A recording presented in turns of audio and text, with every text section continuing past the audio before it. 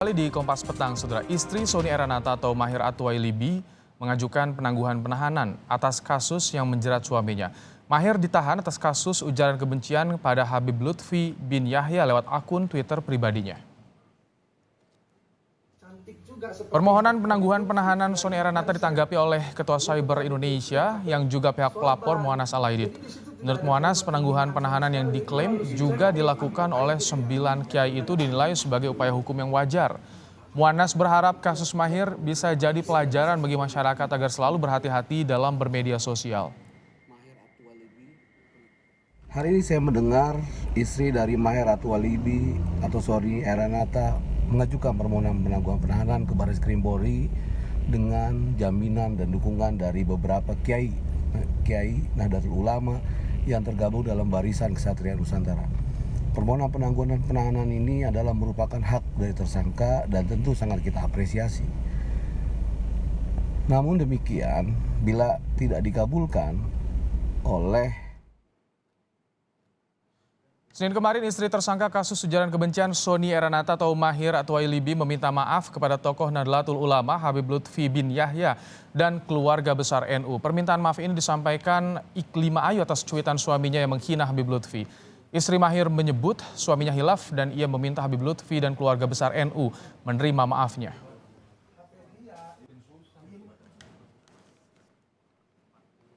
Sementara itu terkait dengan kasus Sony Eranata atau Maher Atuwailibi, Mabes Polri menyatakan tidak memberikan penangguhan penahanan. Hal tersebut dijelaskan oleh Karopenmas Mabes Polri, Brigjen Rusdi Hartono. Ia mengatakan Bareskrim Mabes Polri tidak memberikan penangguhan atas tersangka Sony Eranata.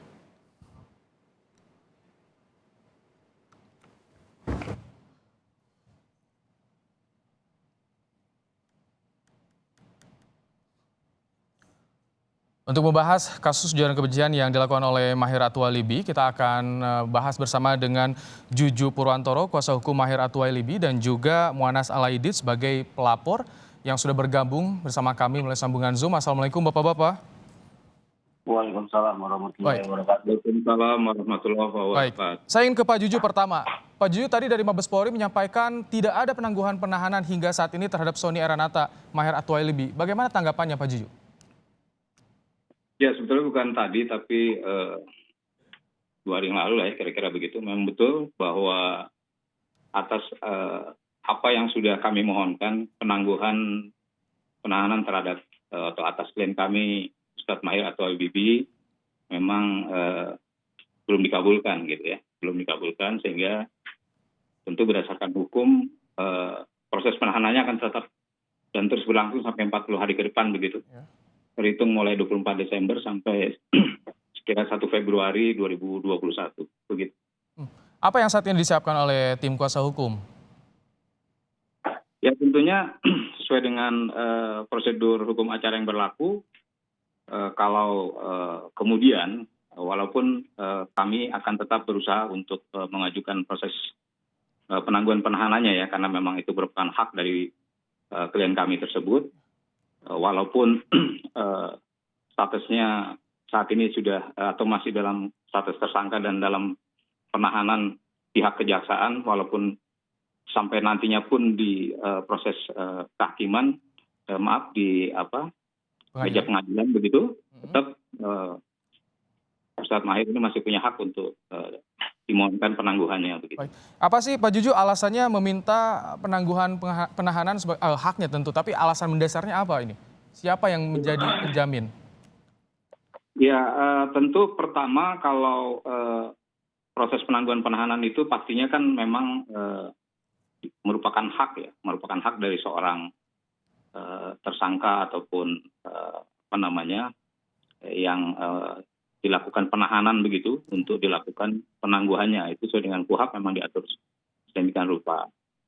Dan tentu sampai saat ini ada beberapa tokoh ya, baik itu tokoh ulama, ustadz maupun tokoh nasional yang memberikan jaminan atas proses penangguhan tersebut. Dan tentu kita berharap permohonan itu bisa dikabulkan. Baik, saya ingin ke Pak Mu'annas. Pak Mu'annas, Anda sebagai pelapor, tapi di video yang kami peroleh, Anda mengapresiasi upaya penangguhan penahanan. Kenapa Pak Muanas? Iya, karena yang menarik itu kan saya ikuti dari media ya, bahwa proses penangguhan penahanan itu kan dilakukan oleh istri yang mewakili keluarga. Tapi yang menarik adalah dengan dukungan dari KKI NU waktu itu. Ya. Itu yang kita lihat. Nah, jadi KKI NU ini adalah orang yang sebetulnya banyak dirugikan juga dari ceramah dan konten yang dibuat oleh Maher. Gitu. Nah, tiba-tiba dia memaafkan dengan lapang dada, bahkan tidak sekedar memaafkan. Tetapi yang menarik adalah justru dia menjadi sebagai penjamin untuk Maher bisa dilakukan penangguhan penahanan. Nah itu yang bagi saya itu kita sangat apresiasi. Nah cuman karena memang penangguhan penahanan ini selain hak dari tersangka, ini juga merupakan kewenangan dari penegak hukum polisi. Jadi kalau kemudian misalnya polisi mengabulkan penangguhan penahanan itu, ya saya kira saya juga akan menghormati. Nah begitu juga sebaliknya, kalau kemudian itu ternyata tidak ditangguhkan, seperti yang kita lihat, ternyata dapat kabar bahwa Mabes Polri katanya menolak penangguhan penahanan yang diajukan. Ya semua juga tetap kita hormati. Nah itu yang kita anggap bahwa kenapa saya sangat mengapresiasi dan menghormati ya proses penangguhan penahanan yang merupakan bagian dari hak tersangka. Nah, itu, Mas. Tadi disinggung soal sejumlah ulama, sejumlah tokoh yang menjadi penjamin. Saya ingin ke Pak Juju. Pak Juju, jadi sebetulnya bagaimana komunikasi keluarga Sony Eranata ini dengan Habib Lutfi, kemudian juga dengan Nahdlatul Ulama soal ini? Ya dari awal semenjak Ustadz Maher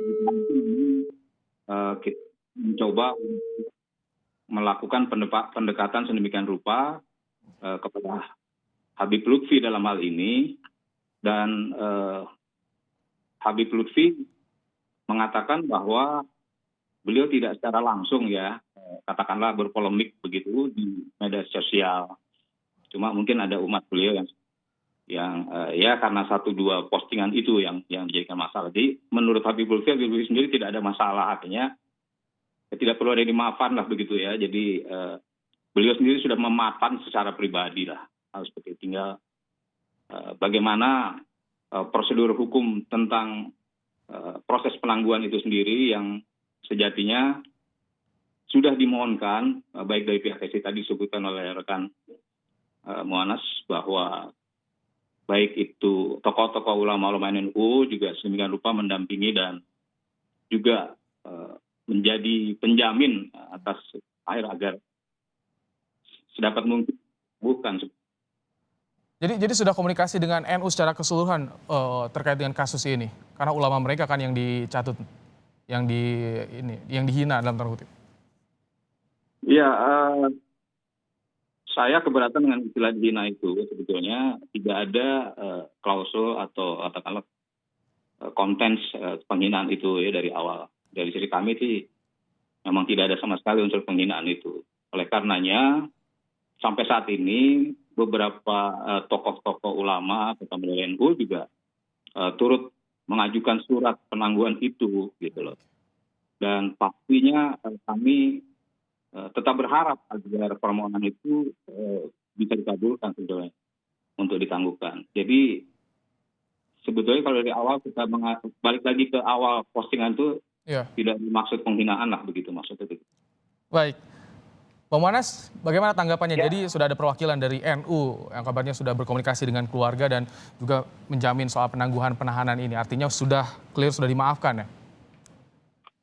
Iya, kalau persoalan maafkan kan itu masalah perasaan gitu. Tapi kan pasal yang disangkakan dan ditujukan kepada Maher itu adalah 28 ayat 2 tentang ujaran kebencian. Itu bukan delik aduan. Jadi sebetulnya sekalipun itu tidak dilaporkan tetap bisa diproses hukum. Nah, tapi kita ingin sampaikan bahwa konten yang jadi saya kira gini, jadi kayak Pak juga tadi kan sempat sampaikan, nggak usah juga harus menutupi bahwa tidak pernah ada hinaan. Di publik juga tahu saya kira apa yang dilakukan oleh Maher selama ini. Dalam beberapa konten itu kita juga banyak menemukan misalnya Maher pernah menghina Kiai Said, pernah menghina Kiai Ma'ruf, pernah menghina Gus Dur gitu. Bahkan pernah menyebut polisi pernah menyebut ya polisi itu dengan istilah monyet berseragam coklat. Gitu. Nah bahkan yang terakhir itu justru terjadi pada ulama karismatik dan dimuliakan di Nahdlatul Ulama, yaitu Habib Lutfi di Irak.